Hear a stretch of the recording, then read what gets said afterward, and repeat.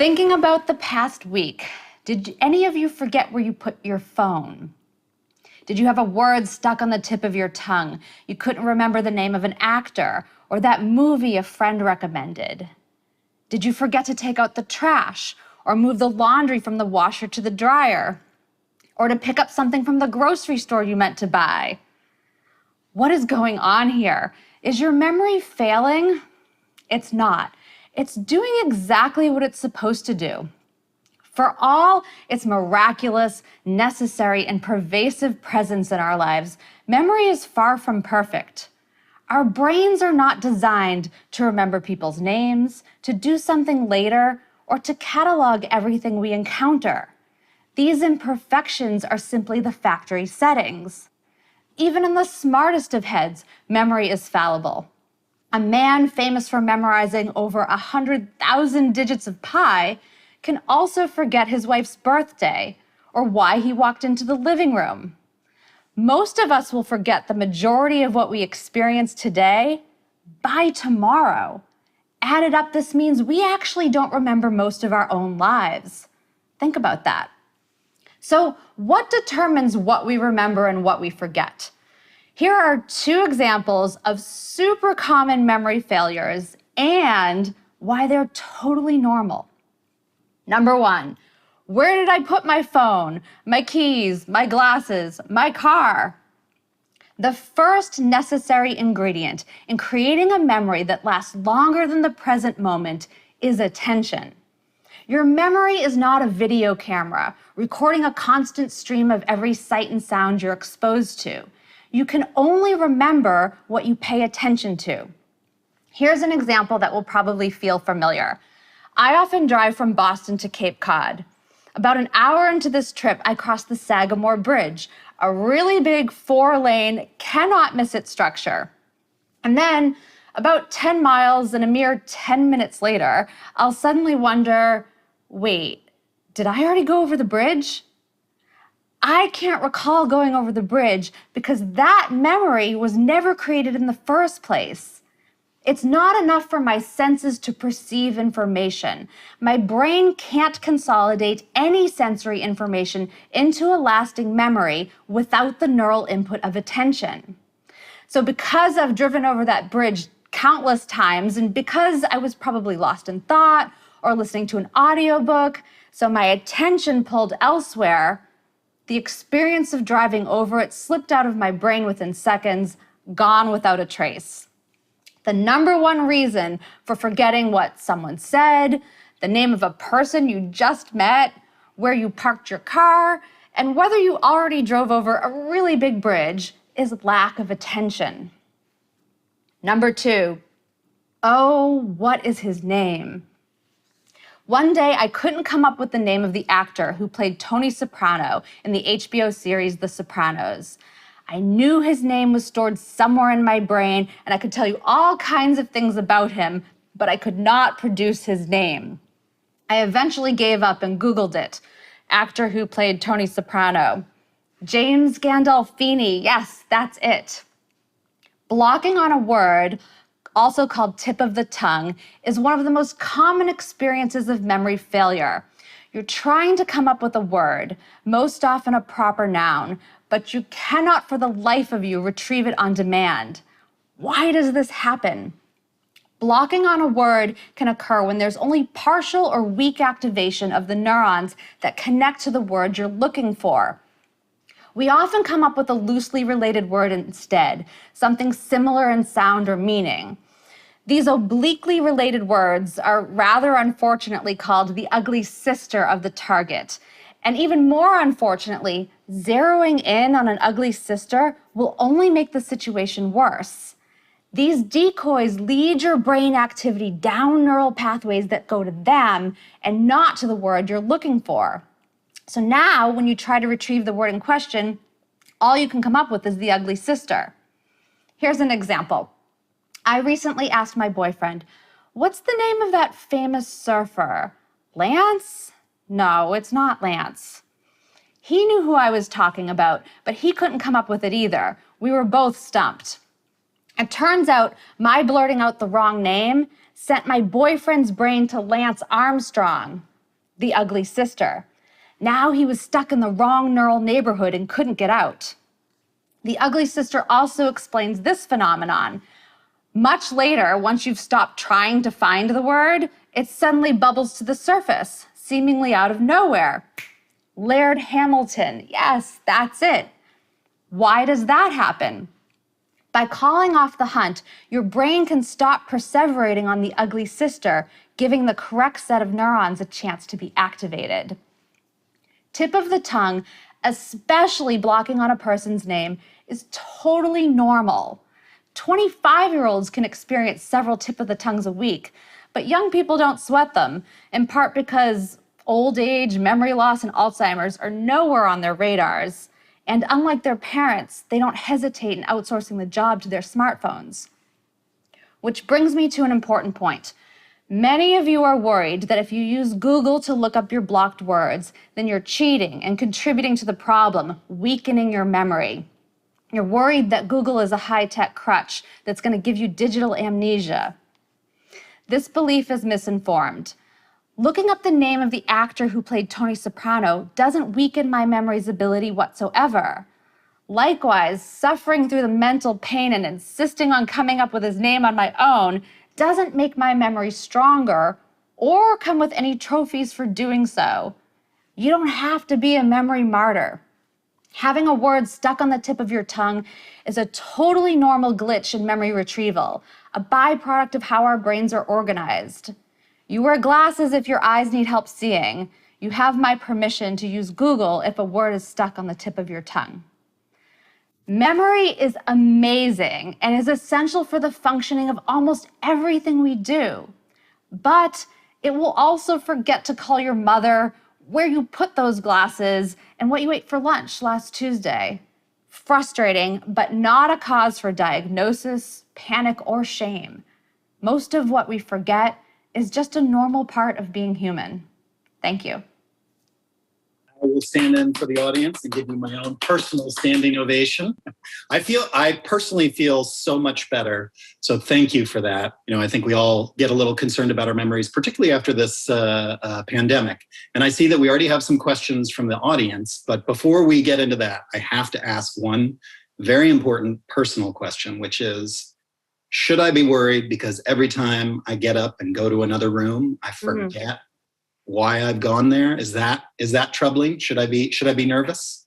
No, you should not be nervous. And that's like one of the big take homes of, why I wrote the book I just wrote. Is there's so many people, especially over the age of 40, who experience normal moments of forgetting. But now we're keyed into it and we think, oh my God, does this mean I'm losing my mind? Does this mean I'm going to get Alzheimer's? So here's what happens when you have that. So you're in your bedroom and you're getting ready to read a book. It's bedtime. That's what you do before bed. And you realize you've forgotten your glasses and you're like, they're probably in the kitchen. So you go walk down to the kitchen and you created the memory, the intention of what you plan to do later. That's called your prospective memory. So it's like, we do this all the time, right? When I go to the grocery store later, I need to buy milk. I need to remember to call my mother. I need to remember to pick up the dry cleaning, right? These things that we plan to do in the future. Our brains are terrible at them, like inherently terrible. So people feel like they're cheating if they create to-do lists, checklists, put it in their phone. No, this is just good practice, right? So pilots don't rely on their prospective memories to remember to put down the wheels before landing the plane. They outsource the job. Don't use your brain, use the checklist, right? So using a checklist is sound practice. So anyway, you made this intention, this memory of when I get to the kitchen, I'm going to look for glasses. You show up in the kitchen, you're like, I don't know why I'm here. Part of the reason is prospective memory sucks, but we've only asked it to remember something for 10 seconds. It's not like, oh, I need to, remember to go to my Zoom meeting at 4:00. So what's going on? The other key in this situation has to do with context. So memory is very much influenced by context, the cues, the associations, the sensory information, the emotional information, our mood, anything that is linked to the thing we're trying to remember. So context helps us form a memory and context helps us retrieve that memory because memory is the connected neural network of associations. So in the bedroom, all the cues for what you needed were there, right? The bookcase, the book you're reading, the time of day, it's bedtime. Oh, I need glasses. You show up in the kitchen and you're like, am I hungry? Am I thirsty? Because, right, the cues are signaling, is it a meal? Is it what? And not the glasses that you didn't notice. So when you walk into the room and you're like, I don't know why I'm here. You're not going crazy. You're not getting Alzheimer's. Your memory isn't terrible. It's go back to the room you were in before you landed in this one, either in your mind's eye or physically do it, and imagine the cues that were there, and it will instantly deliver what you were completely befuddled by a moment ago. So a question that's come in from a number of our audience members, including Mel and Lorraine, is the flip side of this. So when would you consider or what kinds of memory cues would be signs of abnormality or you should get further testing and checking? Oh, good. I love this question too, because I think that for too long, there's been this disconnect with, people are comfortable thinking about having an influence over their health from the neck down, right? So especially with heart health, a lot of us, count our number of steps, or we'll go to the doctor and get blood pressure taken. And do we have high cholesterol? How can I influence these factors, right? How can I influence the likelihood that I'll get a heart attack later? But most people don't think they have any influence over their brain health. And so this question is great because it's like, well, what can I notice? And then what do I do with that information, right? So don't just panic and don't tell anyone. There's so much shame and stigma attached to anything going on with the brain, and particularly memory. But this becomes information that you can be in conversation with your doctor about. So what is your cognition? What is your memory today? And then what does it look like a year from now? Is it changing? And so what are the differences? So forgetting people's names, totally normal. Names are sort of they live in little neurological cul-de-sacs. Ultimately, lots of things connected to them, but really hard in the end to produce the words. You got to get to that house at the end of that street, and there's only one way in. Whereas common names, common nouns are in the intersections on Main Street, USA. You can get there a number of different ways, and it's super easy to get in and out. If you start forgetting common words frequently, so if I'm then what's the name of the thing you write with? The thing you write with, what's that? Pen? Yeah. If that starts happening, that could be something. It doesn't have to be Alzheimer's. There are lots of reasons for, having issues with retrieving memories, making new memories. It can be sleep deprivation. It can be B12. It can be lots of things. So you don't have to just jump to Alzheimer's, but it is something that, you can hopefully address. Again, be involved in your brain health. The other has to do with, understanding how things work, what things are for. So my friend Greg O'Brien has Alzheimer's, and he uses the example, which I love, and I used in my book, is, a lot of people will say, I can't remember where I parked my car. That happened to me the other day. I was in the mall. I got out. I couldn't remember where in the garage I parked the car. I've certainly done this. For Greg, who has Alzheimer's, he drives somewhere, parks, back when he used to drive, parks his car, gets out, does something for a minute. So his example's the dump. I went to the dump, threw the trash out, turned around, standing in front of my car, don't recognize it as mine. So that's a semantic memory. That car is my yellow Jeep, and I don't recognize it. And then B, forgets that he drove there. So that's an episodic memory, a memory for what happened. So just a few minutes ago, I drove to the dump, and now I don't remember that I did that. And so that's not the same as did I park on level 4 or 5? Yeah. So George Weiss, in the Helping Us Remember Better vein, wants to know, can diet help us to avoid memory loss? And can you kind of exercise your neurons into better memory through, crossword puzzles or deeper relationships or anything like that? You're shaking your head no. So that's so there's a yes and no to this. And I love this question. So thank you. So I tell folks there's no real gimmick to this. There's no supplement I can give you that's going to keep you from experiencing a tip of the tongue or help you, memorize your next TED Talk. There's no supplement. The crossword puzzles are not the thing. I don't know who started that one. So crossword puzzles are going to help you think about what you're doing. You're retrieving words you already know. So you're going to get better at remembering those words, but it's not cross training. It doesn't then help you in your day-to-day life, remember what happened that day, or, again, if you have a presentation, what you have to say, or it doesn't work that way. It's also not building new neural roads. So retrieving information you already know doesn't lend itself toward neural plasticity, which is in building something called a cognitive reserve.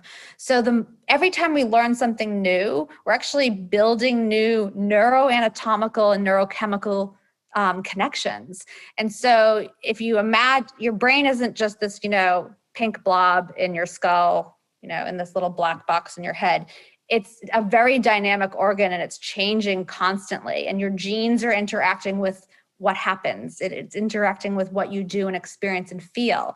And it changes. And the more we learn, the more connections we build.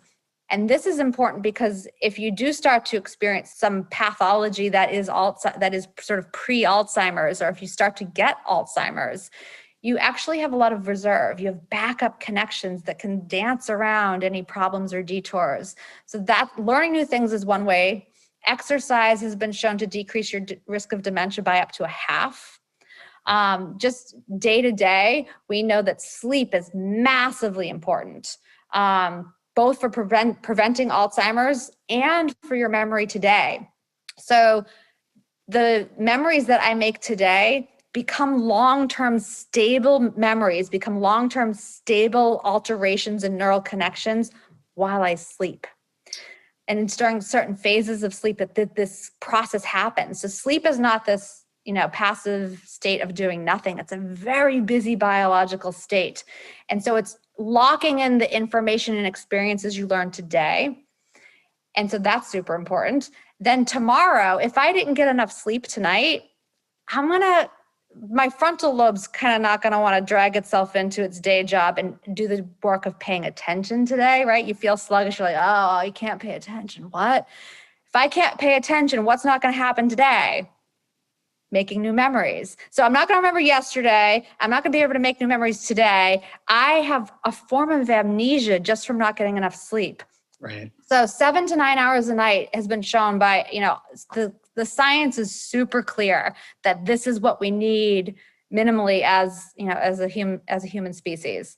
And then in terms of what you eat, again, there's no perfect study, and there's no like rabbit out of a hat I can pull for you where like, if you eat this, or, this nutrient, this, antioxidant, this recipe is going to save your memory. It's like, no, but we know there's been enough to show us that being on a Mediterranean diet, a MIND diet, so these, leafy vegetables, the brightly colored foods, the whole foods, fatty fishes, olive oil, nuts, beans, these are the kinds of foods that really fuel and support heart health, brain health, and memory.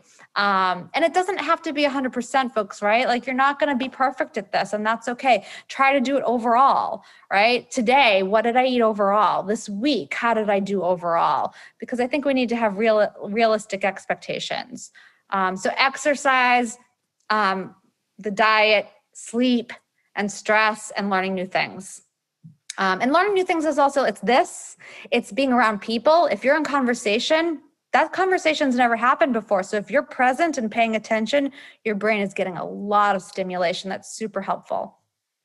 So Bob wants to know about our capacity, our brain capacity. Do we have like a lifetime capacity and we hit it, and then that's kind of it? Or is that why children seem to remember things better than maybe folks of my age? Or is that just, I don't know, an urban myth? Yeah, it's myth. This idea that like, oh, you only use 10% of your brain, or you only use 5% of your brain. They're like making it smaller. I don't know who started that one either. That's not true. So, at any given moment, I'm using certain parts of my brain, right? So I'm not in a rage right now. So my amygdala is, kind of chilling. Like, I'm not grief stricken. So my amygdala is like kind of relaxed, and I have my eyes open. So my visual cortex is lit up and neurons there are firing. And if I were to close my eyes, that part of my brain goes quiet.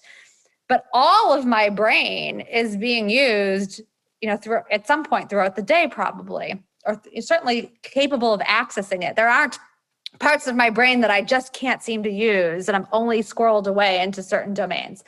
That is a fallacy. And no, you don't run out of room. So, there's a man, I use his example in the book, Akira Haraguchi, a retired engineer from Japan who at the age of 69, he's the guy who memorized over 100,000 digits of pi.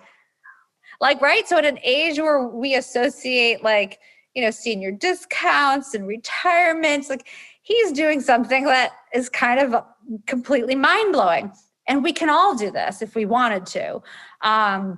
So no, at any age you're capable. So as you grow older, you don't lose the information of stuff you've learned. So the stuff, your semantic memory. So this is why you've accumulated a body of knowledge and you've got wisdom now, right? Because now you know how it all fits and you can use that wisdom you've collected. You've got that. It's not that starts to go away. You accumulate that. And you might think I don't remember much from childhood. I can't really think about, I can't tell you what happened when I was 10. This has more to do with context. It's still in there. So if you live in New York and you're surrounded by skyscrapers and city life and you grew up in rural Vermont and I can't remember what happened when I was 10. Go back to your neighborhood and drive around and there's the willow tree and there's Mrs. Richards' house and there's Miss Melanson and that's where Joey broke his leg and you got all this. It all will come back because again, it's like going from your kitchen to your your bedroom to your kitchen to look for the glasses. It's all that context will reveal memory that you have in your head you didn't realize you have. You've got trillions of possible connections and no, you will not run out. You can learn to juggle when you're 80. You can learn to play piano. You can learn a new language. You can listen to a new TED Talk and learn and remember something to share with someone else. It's unlimited. There's no reason to think there's a limit to it.